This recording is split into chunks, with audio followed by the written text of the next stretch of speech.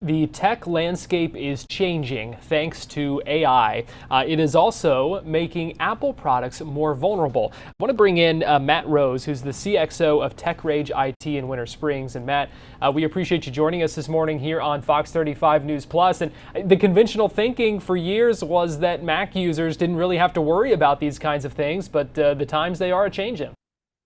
Yeah, they really are, and that has always been the traditional thinking.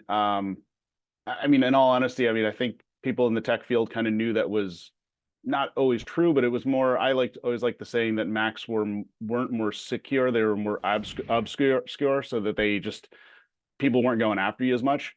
But yeah, with the AI, that's definitely changing for those Mac users. And so, why now are they kind of more vulnerable than they were?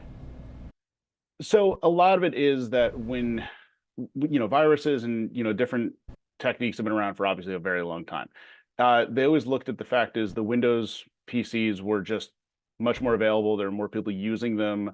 It was easier to write both programs, which are basically malware applications at the same time, and so they just targeted their efforts to that. Now with AI, just like what everyone sees the benefits of AI, where you can typically do things easier, they're actually using that to write applications or write malware that is going towards a Mac that otherwise wasn't really possible. But now they have the help of AI to help them build nefarious applications. Does that also make the malware a more serious threat? It does, and that's one thing that is really, obviously there's all these awesome benefits of AI that everyone, or most fields have seen. There's the minor, not minor thing. There's the thing everyone's talking about how you have to be, make sure you're still smart about it and not putting personal data into ChatGPT or otherwise. But the thing that a lot of people don't talk about is it's really opened a door for attackers because they can have more sophisticated attacks. They're able to attack quicker. They're able to change quicker. So it's really changed the game for them as well. And so obviously we need to be more vigilant. What are some things that you recommend? So it's really the first and foremost. I mean, we've talked about this via a number of topics. The first and foremost is always being more vigilant and paying more attention. There's other things that no matter if you're using a personal computer or a work computer, you should be making sure to have up-to-date security software, and that's not just antivirus software. There's various other pieces of software now that can help detect. Antivirus is only one piece of that puzzle. There's things like having multi-factor authentication on as much as you can. So even if something happens, hopefully your files are protected and your emails are protected via multi-factor. But it's really kind of having as many layers of security protection as you can, in addition to the just obviously having that realizing that things aren't as good as they appear to be. So things that pop up in your computer are not always real. Yeah. And what are the risks of this when we're talking about these malware threats? What are some of the risks that could happen?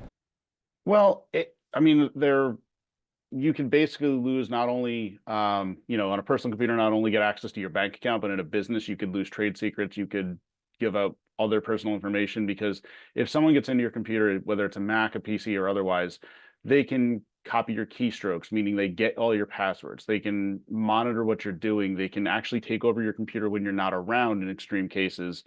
And then because of that, it makes it very difficult for security professionals to actually find out what happened. We've actually had cases where a personal computer has been what's been compromised, and all log files point and show that you're accessing from your home, from your office, whatever it may be. Whereas it's a lot different when someone actually gets your password and is able to access from a different country. You can obviously see that they're not local. So, but they can still get access to everything. They can exfiltrate your data, while you're sleeping or whatnot, and so that even if you catch them, they may have already gotten the files and data that they need. With these hackers kind of weaponizing AI against other tech users, is this something that is going to be a growing problem when we talk about the increasing strength of these malware attacks and that kind of thing?